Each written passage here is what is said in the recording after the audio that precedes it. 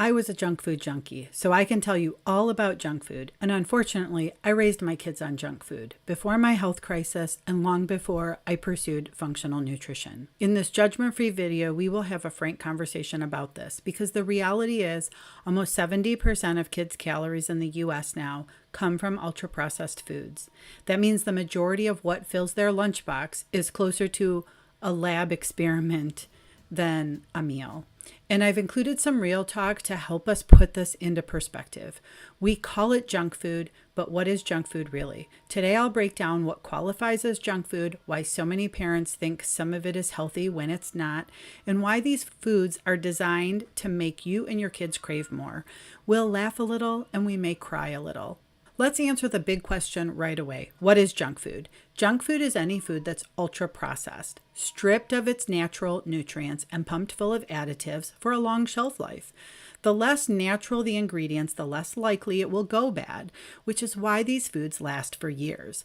It's meant to be cheap, they make it colorful and impossible to resist. Think Pringles, Pop-Tarts, and pop.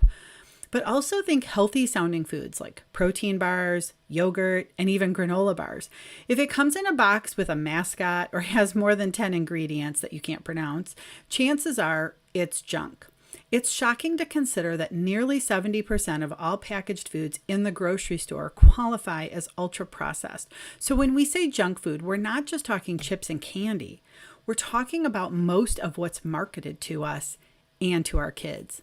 It shouldn't surprise you to know that there are a number of searches every month for "is junk food healthy?" And no, unfortunately, study after study links ultra-processed foods to obesity, diabetes, ADHD, and even depression. The scary part, many of these products are designed to look healthy, slapping labels on them like whole grain, low fat, or immune boosting. But those are marketing tricks and are often meant to confuse us. Inside the package hasn't changed. Here's a quick analogy. Junk food is like spray painting a rusty car. It might get a shiny new look on the outside, but it's still broken down on the inside. And same with what we find inside of these boxes of colored cereals and other junk foods. Here's the part that most parents don't know. We don't just like junk food, we crave it. Why? Because it was engineered that way. Food scientists create what's called hyper-palatable foods. That means a fat, sugar, salt combination that does not naturally occur in nature, so our brain lights up like a slot machine. And here's the proof. Researchers at the National Institute of Health found that people eating ultra-processed foods consume 500 more calories per day compared to whole foods without even realizing it. See, that's not willpower. That's engineering.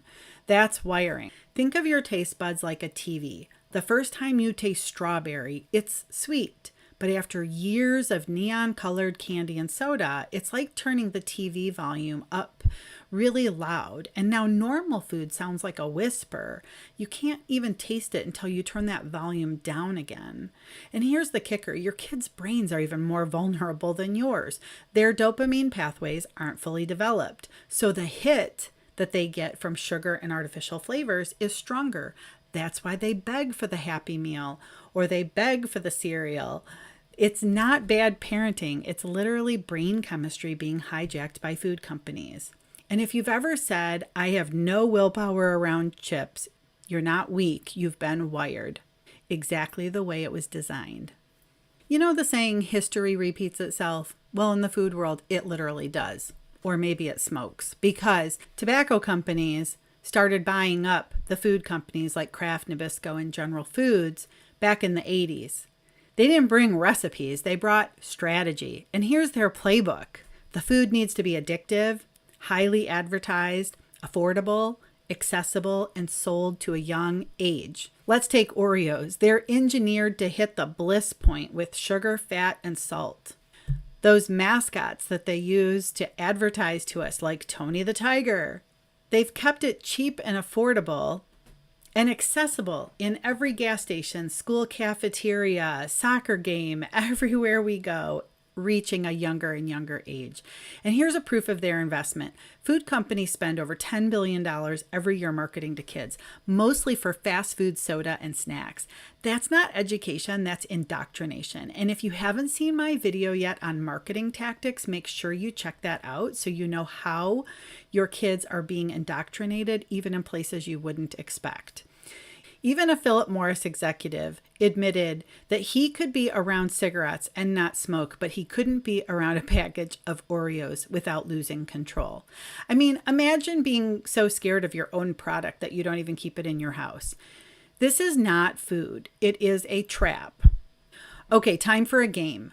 Breakfast or science experiment? Michael Moss, the author of Hooked, once asked Kellogg's, why is there so much salt in cornflakes? So they gave him the salt-free version to taste. Their own spokesperson spat it out, saying, "Metal, I taste metal." It turns out the salt isn't just flavor. It's masking the metallic byproducts of industrial food processing. And it's not just salt. Have you ever seen propylene glycol on a label? That's a chemical also found in antifreeze. And here's the conflicting part. The World Health Organization lists that as a hazardous substance, while the FDA calls it generally regarded as safe in food. So depending on which agency you call, you'll hear that it's either toxic or it's not a problem.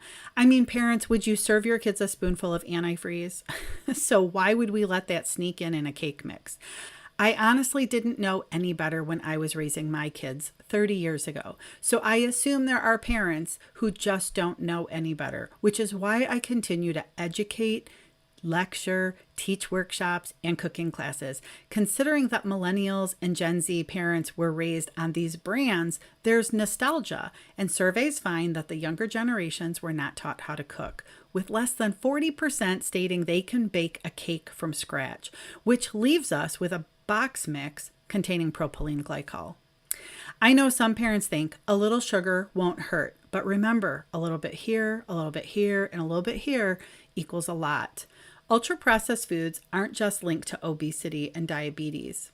They mess with parts of your child's brain responsible for focus and creativity.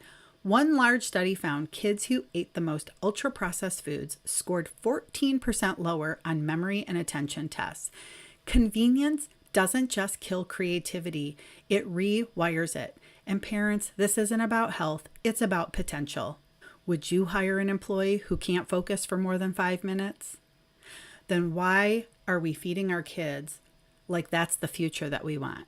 Then we may need to reevaluate what we're feeding our kids. Cooking truly is their competitive advantage.